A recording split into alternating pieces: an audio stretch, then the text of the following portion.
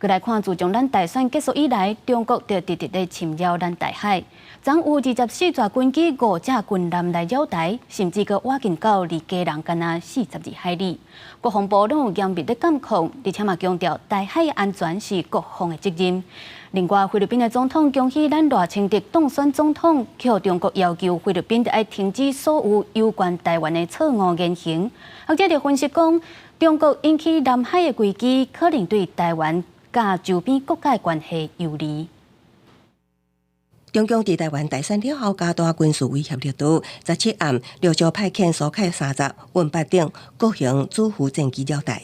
中共的天舟7号货运飞船为文昌航天发射场升空，国军掌握因的动态，十八发布强军动态，征集强机24架次，强舰5架次扰台。离台湾本岛家人更加是只有42海里。空军战机升空应处。华地飞弹系统严密监控，国防部也就台海安全积极向中共发声。为台湾西南空域高度6600公尺的中共军机，注意，你已进入我空域，影响我非常安全，立即回转脱离。国防部要强调，台海地区的安全与繁荣，攸关全球发展与稳定。是区域各方必须共同承担的义务跟责任。中共战机选后一直扰台，美国国防院发言人米勒指出，美国敦促中国唔通采取造成区域无稳定的行动，针对中共攻击咱国邦交诺鲁。驻美代表吴大雷表示，一旦讲所有的邦交国拢声明支持台湾，佮较表示甲台湾邦交稳定，那中共夺走台湾邦交的做法，只会互台湾人佮较反感。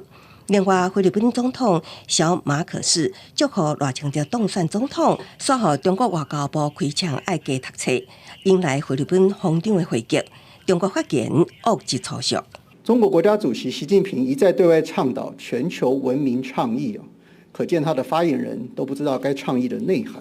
中菲召开双边协商，触及南海、台海议题。中国提出严正交涉，要求菲律宾停止伫涉台问题的错误言行。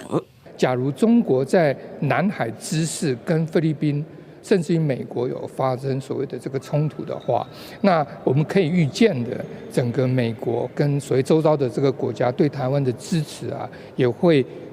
相较的就会来提升。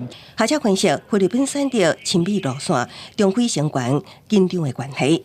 南海危机率也是台海专机，对台湾强化甲南海4个国家的合作帮助。记者综合报道。